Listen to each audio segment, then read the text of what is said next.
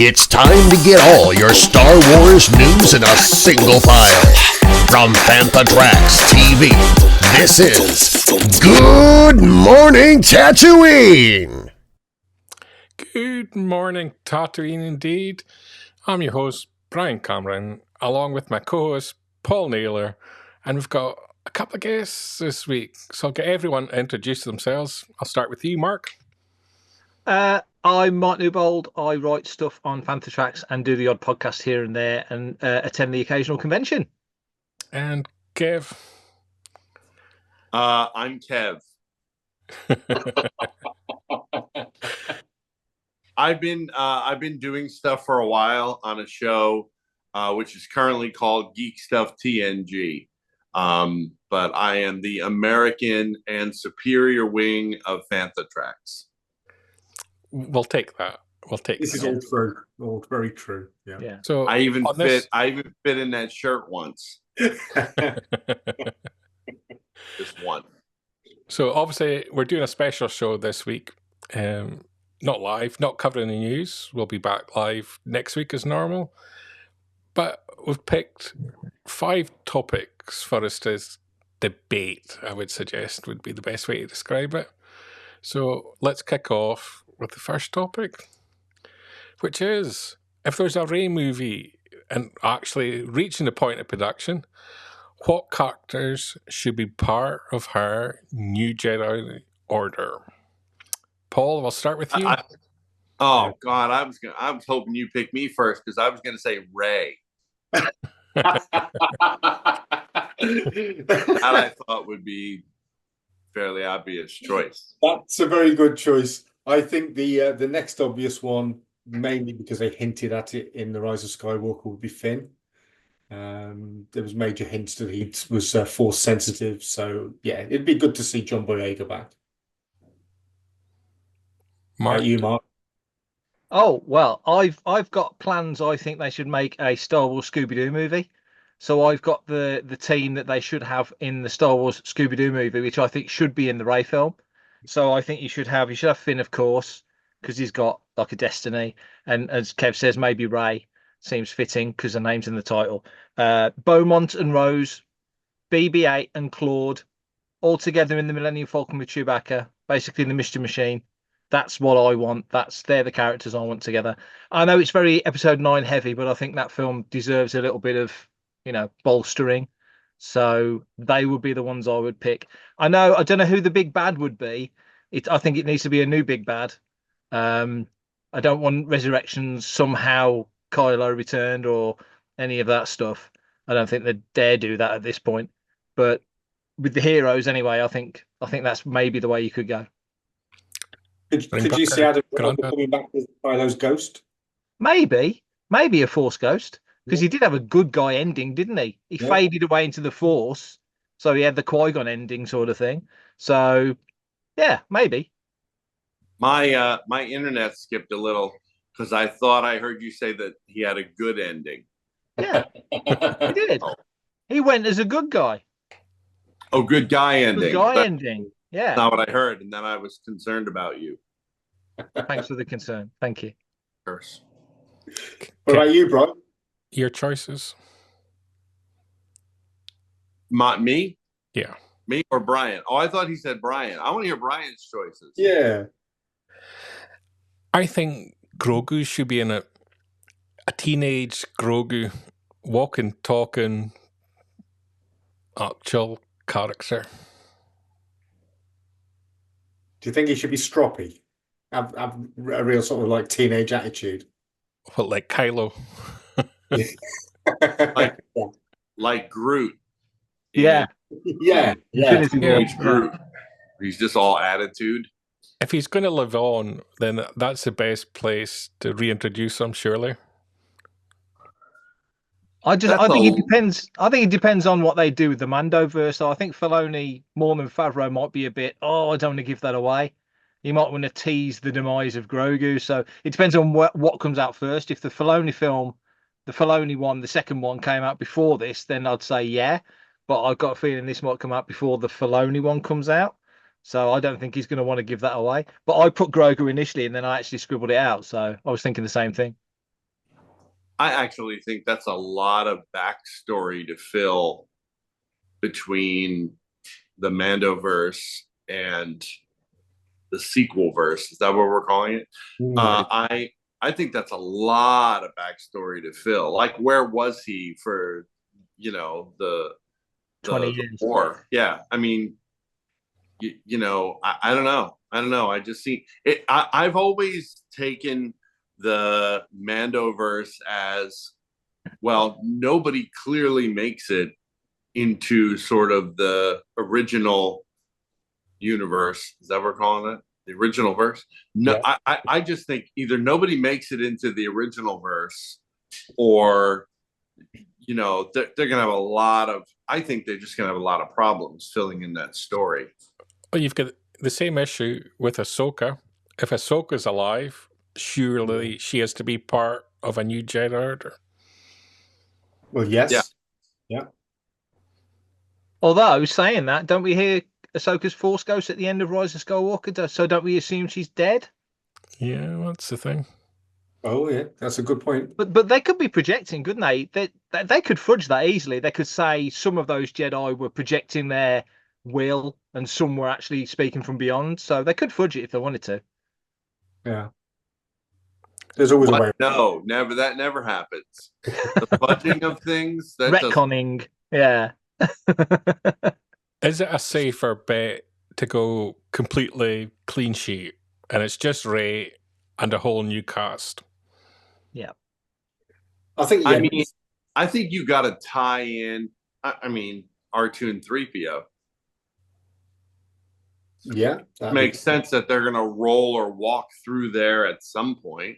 Yeah, this makes sense. But yeah, I don't know. I get the impression at the end of the sequel films, whatever that was, 9, I get the impression she is alone and looking to stay alone. I don't see her hopping around the galaxy with Chewie in the Millennium Falcon. I don't get that at all. It's almost like I'm going to go hide on Tatooine a la Ben Kenobi, and just, I don't want part of anything. I just want to just live a normal life, kind of. Yeah. And Chewie, I'm keeping your ship. Yeah. Like a dog fight. Yeah. Yeah. That's the impression I was left with. It was kind of like, let's just put this to an end. I'm going to bury this. Everything's over. I just want to live a normal life. That's the way I took the end of that. So that one of my first issues with a Rey movie is what's drawing her out. If it does, as Brian puts, actually reaches the point of production. Yeah. What's the draw there to draw her out of what I presume is a self-imposed isolation? That's what I took from it anyway. Regarding the new characters and everything else, I think it almost has to be, first of all, using Star Wars time, she should be about 60, even though she looks really young, when they do draw her out. And wouldn't that really dictate kind of a majority new cast and new characters? Do you have Finn in there at some point? Does she have to go off and save Finn? Is that the draw? I just feel like I would lean into more. I would accept even more new characters than I would accept. Here we are. What's left of the gang. Gonna scrape Lando up off the mat and prop him up in a corner so he's there. Like that kind of. I think if they're gonna move on, Chewie maybe. Yeah, Finn. Yeah. I think Finn makes sense. Droids always make sense, right, Brian? And other than that, though, I think you have to. I think you have to present a new danger. That's number one, and two, I think you have to hit it all from. All from new characters, mostly new characters. Yeah, I think it should be mostly new characters. I'm guessing it should be probably around 40. I think they've said. I think in the films, because the 3 films take place over pretty much a year. I think the first 2 films that go bumper to bumper, they actually overlap. And then the next one's a year on, and she's supposed to be about 18, 19, something like that in Force Awakens. So this is 15 years on. So she's going to be mid-30s, and Daisy's 33 now. So it should actually stack up quite nice if they get it right. Yeah. So I'd like to see Poe Dameron come in and save the day right at the end. Would save him till right near the end. What, like Wedge in Rise of Skywalker? That's it. Yeah. 3-frame one. Yeah. Again, scraping Uncle Dennis up off the mat and sticking him in a ship just so you get his head for a minute. Definitely. No. Yeah. Paul, Or we could even get a Snoke again. You know, they've got a few Snokes left over. There's a few jars full. Yeah. I was going to ask you, Paul. She's obviously a Palpatine. Would you bring family Palpatine into the equation? No family, nobody in it. No Skywalkers, no Palpatines, no Solos. No, nobody. No, definitely not. If they had a sense of humor, they would have a Skywalker in it who takes umbrage at her taking the family name. Yeah. Perhaps how it starts with a lawyer. There's a lawsuit. There you go. They should have a singing group. They should have a family that are a singing group called the Lars. The Von Lars. Writes itself, doesn't it? The Lars. I think on that note, we move on to the second news item of the week. Do you think the 2 lightsabers would feature for any reason, the ones that were buried at the homestead? I think if they're going to bring her back, I think it's inevitable that she's going to dig up those lightsabers, right? Yeah, or somebody else. Or somebody is. Yeah, pass them on to her kills student. Her parent accidentally. Yeah, the discovery boy. Right. Let's move on. I think also she has to lose at least one student. I thought you were going to say limb. No, lose. No, not limb. No, lose a student. I mean, flat out lose a student. And it should be really one of those no one saw this coming maneuvers also. I think they have to do that. I think they have to seriously have a problem with another student, and that one is a little Kylo-y. You know what I mean? Kind of all the stuff that probably happened when Luke was trying to do this. Yeah. But we actually get to see it happen with Rey. So I think she has to lose a student, whether that's the student dies or whether the student quits or whatever it is. And I think she has to have a serious problem with a student regarding anger and hate and, all the things that, make us. Finn, then. We've written it. There you go. Sorted. That's our sorted. Saying. Paul, I'm going to come to you first on this topic, and we'll go around the room. What Star Wars says? You going to Paul first this topic? To Really? The most outspoken critic of the company on the planet, but you're going to Paul first? Well, I might as well get other people's opinions and then give you the floor. That makes sense. Always go with the positives. Can you hear my knuckles cracking? So are we expecting this to be released prior to the 50th anniversary or for the 50th anniversary? That's a good question. Because if it's for the 50th, I would go with a really cool version based on the Palitoy Dome version of the Death Star, but something that's more accurate than that. That's what I'd go with. Maybe even make it modular. So imagine like a Trivial Pursuit dish with the little sort of like cheeses in it. You could buy the 6 cheeses that make up something huge. So you could either just pick your favorite bit of the Death Star, trash compactor, or all of it and amass this huge thing. That'd be cool. That's me. I'm going Lars Family Homestead. You'd think that. With yes. a Jawa collection of droids, which I know is controversial for me, but you need the whole Lars family, the whole droids, the whole Jawa setup, something nice like that. Mr. Newbold? I was originally going to say Baru's Kitchen because I want to see what Hasbro does with that little stick of celery she sticks in the top of the Moulinex, but I actually picked the Rebel briefing room set from Jedi. I think if they did that in the round with the hologram in the middle, and did a full thing with the corridor leading to it and some figures as stretch goals, I think that could be something pretty cool. But I like Paul's point about the 50th coming up.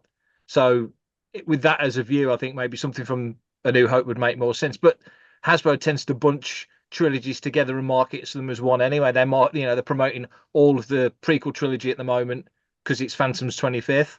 I'm sure they'll do the same next year when it's Force Awakens 10th. They'll just celebrate the whole trilogy. So in the spirit of that, I'll say the Rebel briefing room. Okay, let's sit back and get comfortable because it's Kev's turn now. Sorry. On you go, Kev. Floor's yours. I think HasLab should be dissolved immediately, and they should go to a pay order system the way that they are now starting to do with Marvel for these big projects. So Marvel currently has one has finished. It was for Dragon Man, and the second is for an X-Men 97 Sentinel.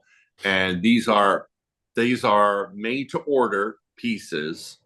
And I think that model works a lot better than the HasLab model. Number one, you don't need $1 billion company crowdfunding for projects.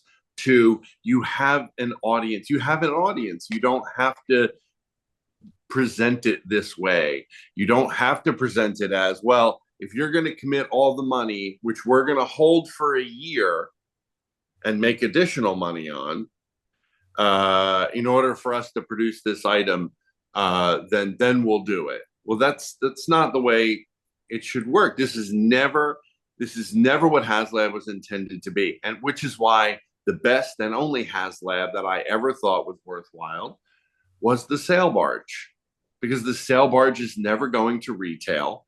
It's too big. There's way too much counter space or aisle space that it would take up. And if they had made it, granted, minus the HasLab, if they had decided to make it, we're going to make it, and we're going to have a short order window. It could be 3 days. It doesn't matter. Whatever the order window is, and that's as many as they made, that model carried forward would have solved a lot of the heartache and issues that we've gone through. Star Wars is the only, other than the Muppets, Star Wars is the only, I believe, the only IP that has failed HasLabs. And what are they up to now? Three. Well, that failed. There were two that failed. Well, the Reaver's Saber failed, and the Rancor, Black Series Rancor. Yeah. Is there another one? Maybe I just two. I wish failure on them. Maybe that's it. But it's that I think should have been a red flag for them about, and I think it was. I just think we're still feeling the effects as they're now. I mean, Hasbro at large is trying other things. They're trying this, order, direct to order rather than a giant HasLab and so on and so forth. So, but to answer the question directly, what set should they bring? I'm going to address all of what you said. I'm going to go with you first, Mr. Newbold. Excellent idea. However, there is an absolutely beautiful spot-on 3D printable version of that set available, which every Akbar collector knows about. So I would say if Hasbro actually did it, and they did it as well as the one that I've seen, I don't have it yet, but the one that I've seen, I think that would be great. I don't think, especially considering the 50th being around the corner, I don't think they're going to go with that one. Naylor, what'd you say? Let's start. Oh, the Palatoy. Yeah. I think we're beyond it. I think we're beyond the idea of when they're doing the cantina in full, we're beyond, okay, let's take the high points of the Death Star and cram them all into a single, in sort of a single play set. I just think we're beyond that at this point. I don't think, if this was a kid's product, I'd be 100% behind you. But they have reluctantly made the admission they are no longer making these things for kids. Yeah. And it's why they're getting, how much are they getting for the Tantive hallways and those kind of things? There's no play value in a Tantive hallway for a kid. They're going for 20 quid on Zavi. They couldn't shift them. Yeah. That's collector meat. Like, that's not, like, no kid is like, oh, I've always wanted the Tantive hallway. No kid has ever said that. So I think we're kind of beyond the idea of cramming the best little bits from the Death Star into a thing. Taking one of those bits and doing it fully, like the detention area slash trash compactor, maybe, but I don't know. I even think that might have limited appeal even amongst collectors. And Brian was the closest, I think, but in what way? Are you going to make a giant hole in the ground with a Jawa sandcrawler, and you can lift up the giant hole? Oh, the sandcrawler! Inside the Lars homestead. I thought you said the Lars homestead. So did you mean a sandcrawler? With a sandcrawler. Oh, with a sandcrawler? No, that's too much. If they did a sandcrawler, even scaled down, which they'd have to, obviously, because the sandcrawler is like as big as this room that I'm sitting in 1/18. I think that might work, but that would still be scaled. As far as the Lars homestead itself goes, what do you do? Do you do the iconic one building, which is isn't it the shed? And you build out the shed and you build out the kitchen. Well, put the skyhopper in and. Yeah, but what else do you do there? Like that's kind of like I don't think we've had enough of the homestead, and I don't see how that works because I always, whenever anyone says the Lars homestead, I think the same two things: the shed or whatever the building is, and the hole in the ground. It's a cutaway, don't you? Yeah. What's that? You'd have to cut away. Yeah. I mean, if you look at it, well, they're never going to build that because that's enormous. I don't see how they would. I think they had enough trouble, honest to God, I think they have enough trouble with the cantina with regards to being a displayable piece. Yeah. That to do something that is so closed like the homestead, I don't think it has appeal. But I also don't know what, with the 50th coming, I don't know what a HasLab for that could possibly be. What would you pick then, Kev? I honestly don't. I think it's you very seriously have to take the anniversary into account, and it has to be something from the first film. So what is it? Scaled X-wing, proper scaled X-wing, and TIE Fighter, 1/18th. They're not doing Black Series anymore. I mean, let's just be honest. I would find it hard to believe that they ever put up a Black Series full-size vehicle again. I don't think that ever happens. And with that said, you don't really get anything else there unless they change the model. And by change the model, what I mean is that if they stop thinking like we got to do a huge play set, we got to do a huge vehicle, we got to do something like, well, here's a set of Black Series figures that we're only going to make in this HasLab, whatever they are. I think that doesn't necessarily work particularly well in Star Wars as it doesn't say Marvel, but the idea of we have to evolve this scheme, and that's what it is. We have to evolve this scheme because people are starting not to buy it. So I think taking the 50th into account, it has to be from Star Wars, taking into account they blew it by doing the cantina this year and not waiting, because that would have made sense. Home run, easy home run. And so what do you do? I have no idea. The only thing I could possibly think of is that they start moving towards properly scaled ships, like an X-wing really is what comes to mind. A properly scaled X-wing for the first time ever. The only people ever to produce it are the build an X-wing people. The only people that produced a properly scaled X-wing. Do they do that? Do they do properly scaled TIE Fighter? Do they, is that the new direction that they're going to go? Hey guys, we're doing, properly scaled. I'm sure they'll come up with some fancy name of it. Real scale, some nonsense. That's the only thing I can possibly think of, given the parameters of the question, the time period, the way the scheme works.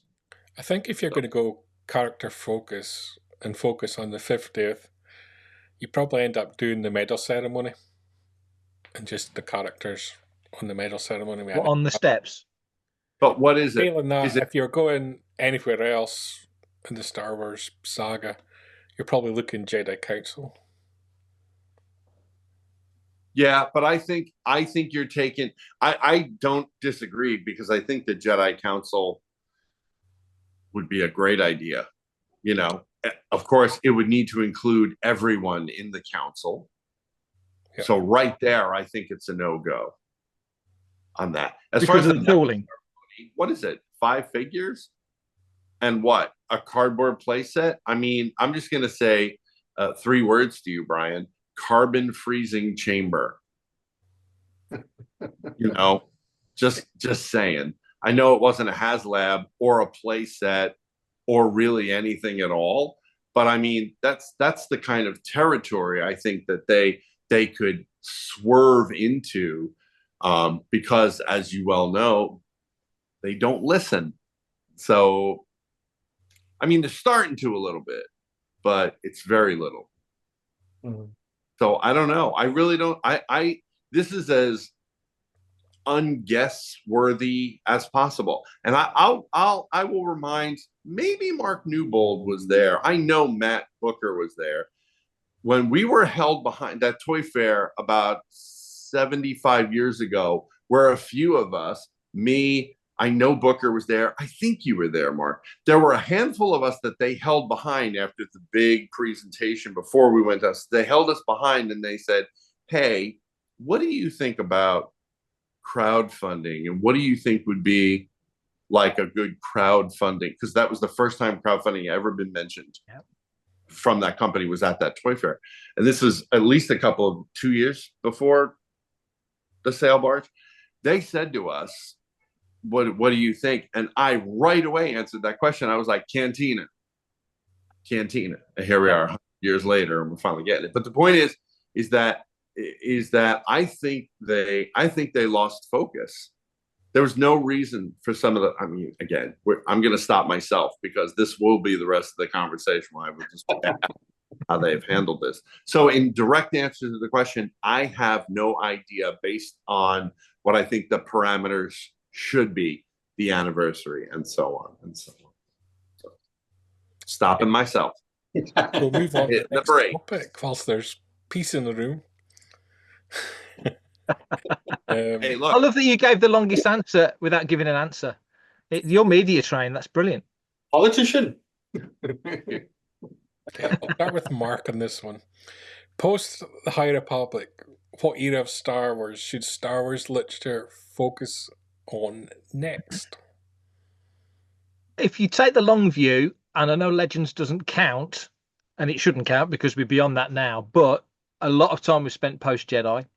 So long-time readers will have felt like they'll have trod that ground already. We've done the High Republic, which has been very interesting. What I've read of it has been very interesting. And I think personally, plot-wise and just the machinations and everything that's going on, the prequel trilogy is probably the most interesting era. So I would try and do the sort of the 10-year run-up to the Phantom Menace. I think there's plenty of stuff you could tell in that storyline, because I know the Sith aren't around, but they're building. And there's stories that could be told there. And again, in Legends, I know there's all the training of Maul, and there's stuff that's happened in that era. We've just had Living Force this year from John Jackson Miller. We've got Glass Abyss, which has just come out. So there is stuff in that time period. But I think if they really wanted to get stuck in, I think they could set the table of the galaxy quite well for what happens in Phantom. So I think I would pick that, because the OT has been picked to bits through the, how many times have we gone through the timeline? The original timeline, the Marvel original run, then again with the Bantam and Del Rey stuff, then again with, it's been redone so many times we kind of forget what happened and what didn't. So I would steer clear of that. I don't think anyone's going to be allowed to go anywhere near what Favreau and Filoni are doing. They won't even let people write books about the stuff that's come out already, and we're 5 years into the Mandoverse. So I don't think that's a starter for before we even get going. And now they are looking at doing a Rey film. They're going to want to keep that space clear to do specific projects. But I think, to what you're saying, Brian, a real area to get stuck into, I would, because you've kind of got a destination and you sort of know where you're leading, but I think there's still enough grey area that there's a chunk of time leading up to Phantom Menace. I think that's where I would pitch it. Paul? I would probably go with one of the 3 compilation books that came out back in the day. So either The Creatures of Jabba's Palace, the Mos Eisley Cantina book was really good, or Bounty Hunters. Now, if you focus on Bounty Hunters in a proper way, you could bring all sorts of characters into it that are as yet unwritten, and just have like people like Bosk and Fett and IG-88 just on the periphery, just to sort of like give it that bit of connective tissue, as I like to say. But certainly don't make them the at the forefront. But I think of all those, probably the one that I would like to see is perhaps maybe a young Jabba, how he establishes power, how he collects this denizen of creatures from across the galaxy and where they connect. Maybe explore that. But yeah, I think you do need to give it something that people can relate to. I think that's where the Acolyte really failed, was that there was nothing in there for people that were casual fans to connect to. So you do need to have something in there that pulls in the masses, rather than just sort of, oh, it's Star Wars, so a certain portion of people are going to like this, But yeah, that's what I'd probably do. Jabba's young days as a crime lord, and maybe even have somebody that he learns from. That's interesting. Kev? I had a few funny answers. I was trying to think which one to go with.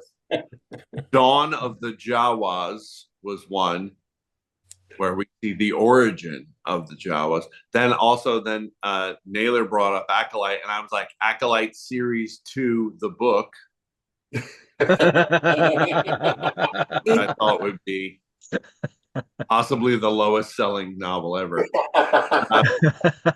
But honestly, and I know it's no longer canon, but what about reworking the comic book Legacy series with the new information? Now, they clearly know, if they're writing Rey movies in the future, they clearly know what's going to happen, or what their projected outline for those stories is going to be. So what about advancing whatever the end of that story is? What was Legacy? 100 years? 100 years, yeah.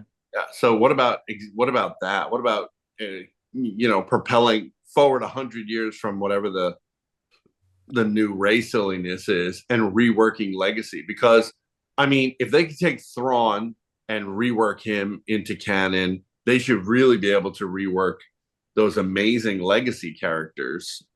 I think Legacy was amazing, I thought, and I wish they had gone with those for movies. But that aside, what about reworking the Legacy characters into canon in a novel or a series of novels? Apparently, you say that George apparently wanted a Sith Twi'lek, didn't he, at one point? So it's not beyond the bounds of possibility.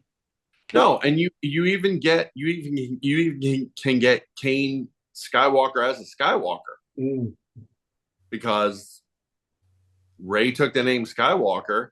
If Rey has descendants, yeah, certainly one of them could be Kane Skywalker. So I mean, I think it's really easy to kind of rework those amazing characters into a series of books. I think.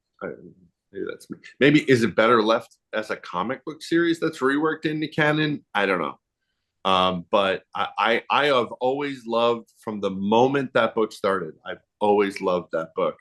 And I've always thought, God, why are they not doing more with this? Of course, then the Great Purge came, and everything just sort of got flushed.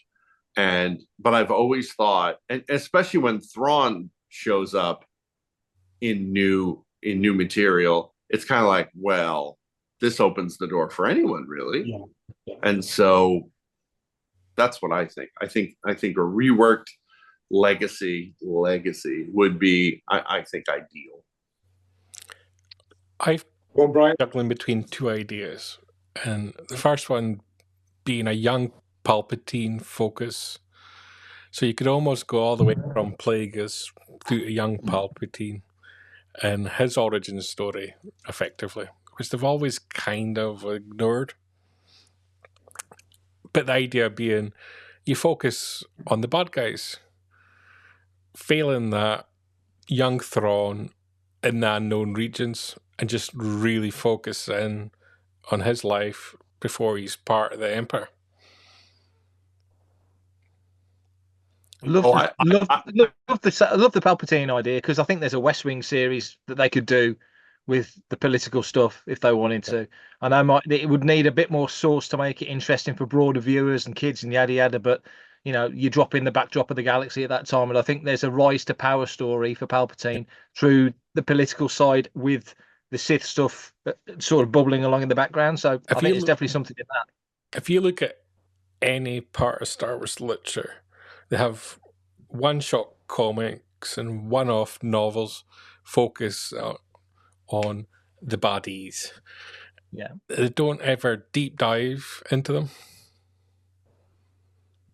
So that's my pitch. Yeah, it's a good shout. Cool.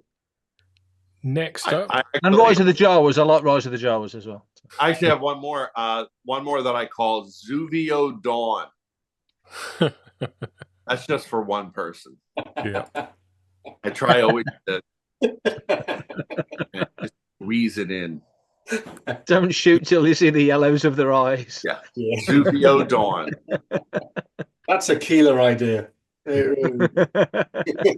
Zuvio's rise to obscurity. He's done well. He's achieved what he set out. James Mangold's Dawn of the Force movie is rumored to enter production early next year. Kind of what he's called a biblical epic Star Wars movie, restore the Force to fandom. Paul, that's a tough question. I'm going to go with you first. I've got like Charlton Heston and Moses in my head, that kind of thing going on. Well, those are biblical epics. As the yeah. Is that what they're sort of saying, that it's going to be sort of like draw comparisons to? So are we talking like a 5-hour film here? You know, this could be a real bum number, couldn't it? Lord of the Sabers. yeah. I'm not so sure about. I don't like taking things too far back, because there's always going to be criticism about it's always going to look newer and fresher than the source material it's supposedly leading up to. Certainly, The Acolyte to me doesn't look like it comes from 100 years pre-Star Wars. It looks like it sits alongside it. So it's a tricky one, really. And also, how do you sort of create or discover the Force? I mean, surely it's a natural entity and was always there for people to tap into. How far back are they looking at going with this? Do we know? Well, if it's Dawn of the Jedi, true Dawn of the Jedi, you've got to be looking 20,000 years plus. Yeah. So in that, I mean, you know more about that source material than I do. In that, are there lightsabers and stuff? I think there are glowing sticks and stones. Do they have like power packs, sort of like link it to it like that? They have mobile phones, yeah. Yeah. They did have power packs for the lightsabers. No, I mean, for me, I mean, as interesting as it will be to see it, it's not something that I am weeping with joy for. You know, it's just a bit. Yeah, I'd rather see things go forward than go back. I'm with Naylor on this, in the sense that, like how, who really struggles with this? Star Trek. Star Trek struggles mightily with the fact that stuff set at the same time or prior to the original series looks a billion times better than the original series. They suffer with that quite a bit. And I think an idea like this would suffer greatly from the same thing. And I'm not saying I'm not saying even I mean, there is the question of, well, when do lightsabers come in? Is that what the movie is about? That someone creates the lightsaber? Like, is that, you know, Yeah. I mean, You yeah, can I don't, solve the issue by doing what they did with the prequels and making the prequels slightly more glamorous than the original trilogy. yeah, I mean, it's And the that's same pre-war. idea. Yeah. But I think I mean, I made the joke before, glowing sticks and stones, but honestly, what was there then? You know, are we going to see like swords and shields and magic powers and things like that? And again, I made the joke earlier as well, Lord of the Lightsabers, you know, like, is that what this is a Lord of the Rings film? Yeah. You know, like, and you know, like, I don't know, I don't see this working. And again, I think the other thing I agree with Paul on is, if I'm interpreting you incorrectly, Paul, you'll tell me. Okay. But there will be an expectation with regards to what you see in a Star Wars movie, and you're very obviously not going to get it in a movie set in that period, and so on. So I'm very skeptical. It would be far better. I even think it could do more harm than it could do good. Yeah, I think so. It would be far better to create something that wasn't related to Star Wars. Yeah. Star Wars inspires it, but isn't part of it. Yeah. What if we got a plucky crew of kids and stuck them on a Well, come on to that. What about you, Mark? I think it's a shame that Solo never did as well as it did, because the Star Wars story concept was great. So Rogue One and Solo being Star Wars stories, and I think and of course Disney Plus coming along kind of changed the MO for that anyway. But I think a single standalone, if they call it Dawn of the Jedi, whatever they call it, film, Dawn of the Jedi, a Star Wars story, let's say, and it's a one-off thing, and they do it right, and it's key to what you guys have just said, because there is always that risk that you go into in the Star Wars galaxy, a lightsabers, hyperspace, discovery of the Force all happen fairly close to each other in the grand scale of things, and we're talking 20 plus thousand years ago. The galaxy existed way before that, and there was space travel, but a lot of things weren't, the galaxy wasn't unified like it became. But to convey that in a 2 hour 20 film or whatever it might be, and tell a story and get you hooked on characters, and there's got to be some sort of waggle the air quotes hero's journey in there, hasn't there? If it's a one-off thing, and it doesn't feel like it's set up to be a trilogy, like the Rey thing feels like it's set up to be a trilogy. The Filoni and Favreau films are part of a broader story. This feels like a one-off thing right now, unless Mangold brings out something that I go, oh, I need to see that. I'd kind of rather see this as like season 3 of Tales of the Jedi, or you know what I mean? That sort of thing. It feels more like an episodic animated thing than a live action thing that I'd want to see. So to the question, is that going to restore the Force to fandom? No, because it feels like a curiosity for Star Wars fans. It doesn't feel like something that's going to hook a general cinema goer in. Right now, Star Wars needs something like, X-wing and TIE fighter dog fights with lightsaber battles and blasters and big action stuff. Easy wins. It's Solo too. Yeah. Oh God, yeah. Yeah. It needs Solo too. Agreed. And again, I'm sorry. I know I'm interrupting on Mark's time, and I'm definitely cutting off Brian purposely. But Solo is one of my favorite Star Wars movies, probably top 3. Yep. And it does not get the respect it deserves. It unfortunately got all the hate splash from, and rightfully so, from Last Jedi. That movie's amazing. Yeah. That movie is a Star Wars movie, and that kid Heinen Eidenreich, whatever his name is, he nailed it. Yeah. Everybody in that film nailed it. And although I understand that there are some edit choices that I would have made differently, that said, that movie was amazing. Yeah.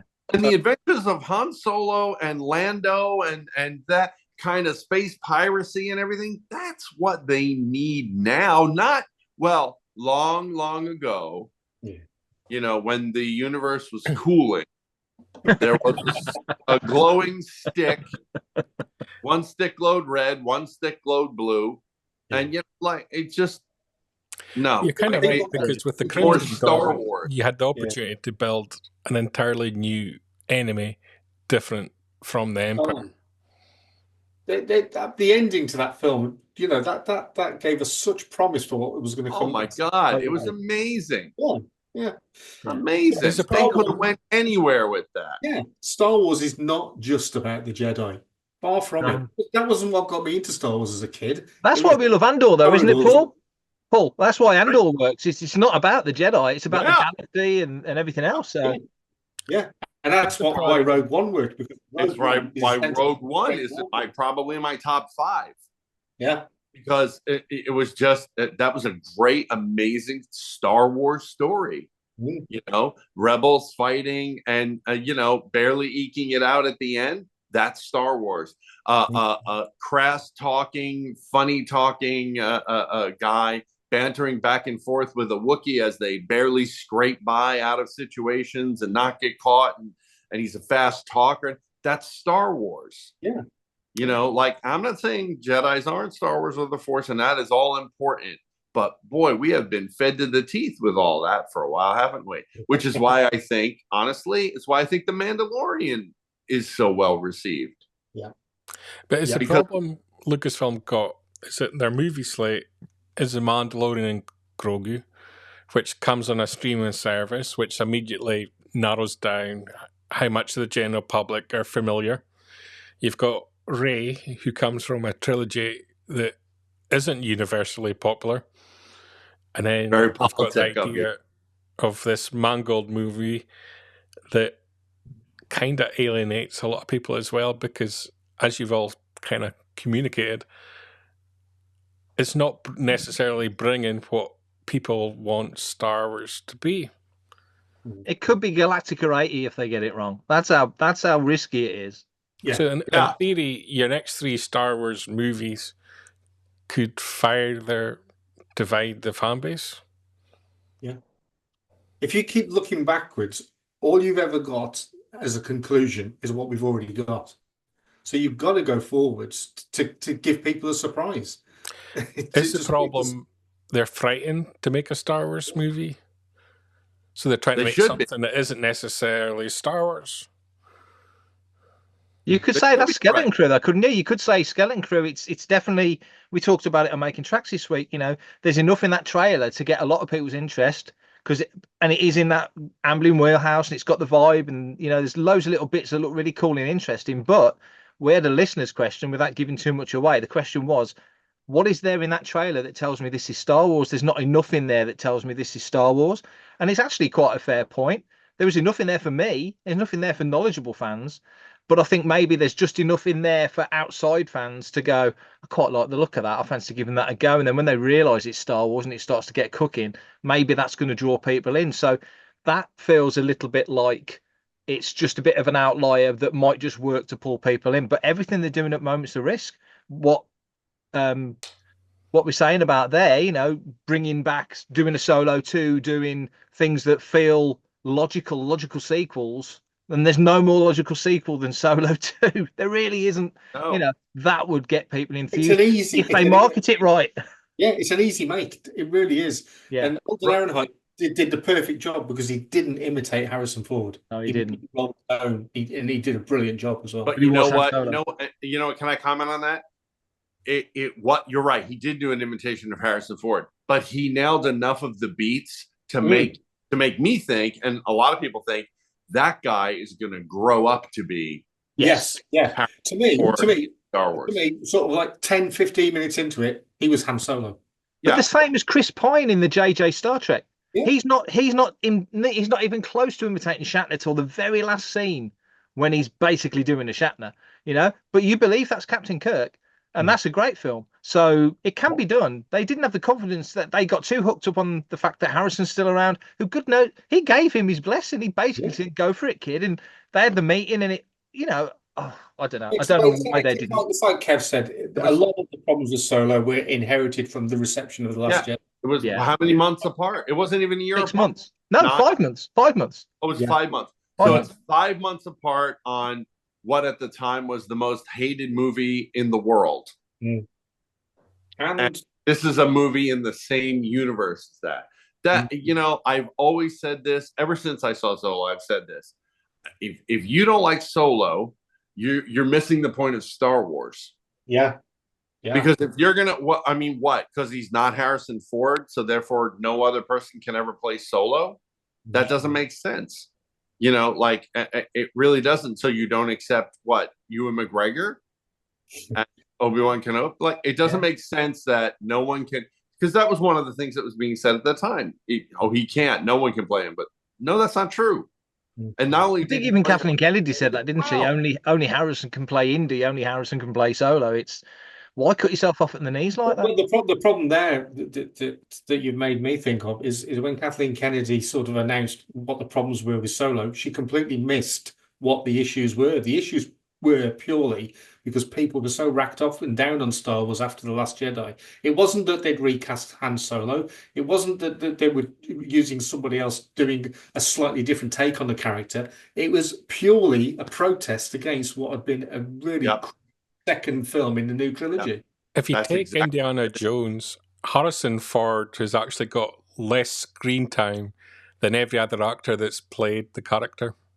Yeah. There you go. Yeah, that's a good point. Yeah. Very good point. On that note, we'll move on to the final topic. Well, I'm glad you took control back, Brian. Well done. Hey, we got off the HasLab question. Yeah. We've moved forward. That's good. Just saying. And the last one is an easy question. As the skeleton crew edges closer to release, what Star Wars characters best represent the original Goonies? Paul, who's your sloth? Thanks. Okay then, Mikey. So Mikey's the main guy that's got the asthma. So that they are, Darth Vader. Clearly. Brand, is that the older brother? That's the older brother.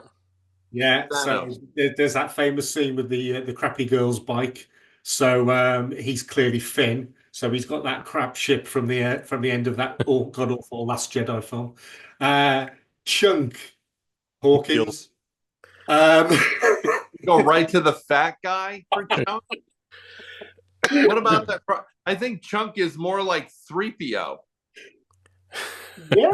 One man's opinion. Well, he's always like, everything's going wrong. If Neil doesn't do the truffle shuffle and skeleton crew, the whole point of the scene is lost. We need to see that. Who was Mouth? Was Mouth the girl with the short hair? No, Mouth was what's his name? The kid with the marbles. I just saw him the other day in the mouth. Yeah. What's his name? What is that kid's name? He's been in one of the Coreys. Feldman. Corey Feldman. Yeah. Oh, right. Yeah. Okay. Well, then, Star Wars character-wise, I don't know. What do you think? Solo. Yeah, I suppose. Data would be played by Data from Star Trek. No, why aren't you just picking the Asian characters? Clearly, because... No, look, you criticise my chunkiness one. You can't go with the Asian characters. Andy was the girl with the short hair, wasn't she? Andy was the girl that inappropriately kissed Mikey, so it has to be Princess Leia. Andy was her red hair. I can't remember the actress's name. Yeah. Mara Jade. She's Mara Jade. There you go. Steph. I think that was Martha Plimpton. Yeah. Blonde girl with the glasses. That would be Mon Mothma. And Sloth. Well, I'm going to go with Greedo. Or no, Dr. Everson. Even better.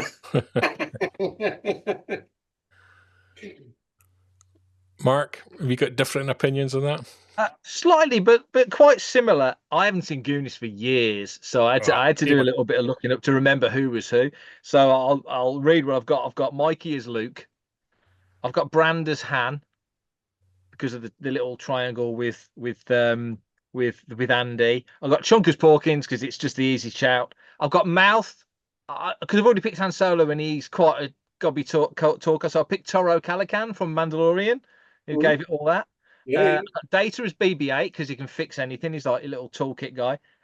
Andy is Princess Leia. Steph, because Steph is kind of like Andy's, they're friends, aren't they? So I've got Steph as Wedge, and I've got Sloth as Muftak from the Cantina. So, because I can just imagine Sloth as Muftak. So that was my ill-educated shout. I don't even know how to answer this question. I'm more apt to be critical of your choices than make my own. You're good at that. You're good at not giving answers, but talking a lot. Can't believe Data with you. He's reduced to a droid, which I'm surprised Brian isn't just like. Well, Mouth should be C-3PO because Mouth doesn't know when to shut up.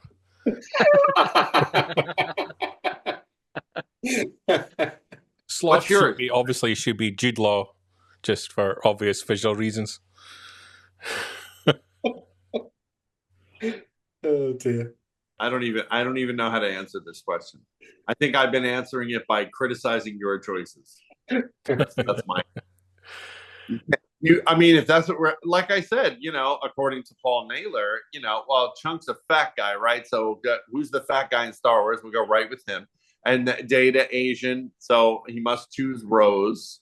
And Andy's a redhead, so who's the redhead in Star Wars? Marjade, so we'll go right with her. You could have Cal Kestis. He's a redhead as well.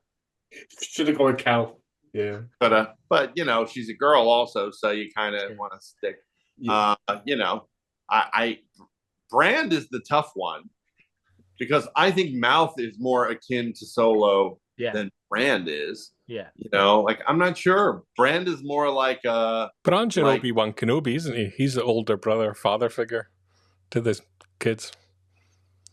But doesn't Brand kiss Andy? Yeah. No, Andy. Mikey kiss Andy because Mikey's a kid. I know he does, but isn't Brandon her? Didn't they? Yeah, at the ex-girlfriend. Yeah. Right. No, they've never dated. What's wrong with you? Do you know nothing about the Goonies? How do you write this question? I'm sure he's ex-girlfriend, was he not? No, absolutely not. They've never got together. They get together as a result of these adventures.